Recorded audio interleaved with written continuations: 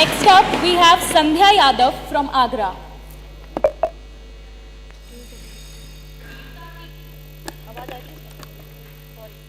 वीरता की बढ़ती भारत की भव्यता को करुणा की कल में सिखागी ये चूड़ियाँ। मानवर, यहाँ चूड़ियों से संदर्भ मेरा भारत की वीरांगनाओं से है। वीरता की बढ़ती भारत की भव्यता को करुणा की कल में सिखागी ये चूड़ियाँ। पौरस की परपाती तलवारें पड़ागी तो गरिमा की गोस्तियाँ लिखागी ये चूड़ियाँ। दृढ़ता के बरतान को वीरों ने टिकाया तो धीरता को धैर्य से टिकागी ये चूड़ियाँ। जलकर जब जौहर की ज्वाला अपनाई तो खिलजियों को भी औकात दिखागी ये चूड़ियाँ। नमस्कार। परम श्रद्धेय सभापति महोदय, सम्मानित निर्णायक मंडल, यहाँ पे उपस्थित समस्त युवा शक्ति, मैं संध्या यादव नोडल आगरा से आप सबके समक्ष प्रस्तुत। महोदय, आज का मेरा विषय बिंदु है भारत संविधान के 75 वर्ष और उसकी यात्रा के विषय पे आप सबके समक्ष प्रस्तुत। महोदय, कहते हैं अधिकार समन्वय पथगम न्याय आधारित सदा लोकतंत्रम भारतम ध्रुव चिन्हम।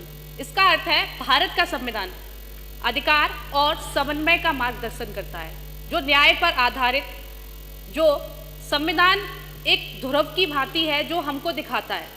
महोदय, भारतीय संविधान की 75 वर्ष की यात्रा अत्यंत अव्यवस्थित सामाजिक और राजनीतिक परिवेश में अनेकों उतार चढ़ाव बाधाएं आने के बाद भारत विश्व का एक ऐसा संविधान, एक लंबा संविधान बनकर उभरा जिसमें लगभग 1,45,000 शब्द, 22 भाग और 8 अनुसूचियाँ, 395 अनुच्छेद मूल रूप से शामिल हैं।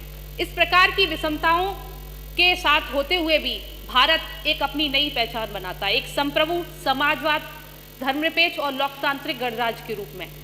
महोदय, मैं बात करूं भारत की संविधान की यात्रा का प्रारंभ भारत शासन अधिनियम 1935 के एक्ट से होता है। इसमें भारतीय संविधान का ढांचा और संवैधानिक व्यवस्था की बात की गई। इसके साथ साथ सेकेंड वर्ल्ड वॉर होने के कारण भारत में क्या हुआ कि स्वतंत्रता की मांगें तीव्र होने लगी, जिससे ब्रिटिश सरकार ने 1946 में कैबिनेट मिशन बुलाया और इसके द्वारा संविधान का मसौदा तैयार करने का जिम्मा सौंपा गया। महोदय, मैं बात करूं इसी तरीक़ा से संविधान की पहली बैठक 9 दिसंबर 1946 में, देन 13 दिसंबर 1946 में संविधान का प्रस्ताव पारित हुआ। इसी के साथ 26 नवंबर 1949 को संविधान को अंगीकृत किया गया और इसमें शामिल हमारे महानुभाव माननीय BR अम्बेडकर, पंडित जवाहरलाल नेहरू, MN राय, महात्मा गांधी, अनेकों महानुभाव शामिल थे। अगर मैं महोदय बात करूं आज के दौर के भारत के संविधान में, जो कि अत्यंत प्रभावशाली कुछ मुद्दे रहे हैं, जैसे कि धारा 370 और 35A की समाप्ति, आज के दौर के संविधान में एक काफ़ी प्रभावशाली मुद्दा था। इसके साथ साथ मैं बात करूं भारत के संविधान में महिलाओं को 33%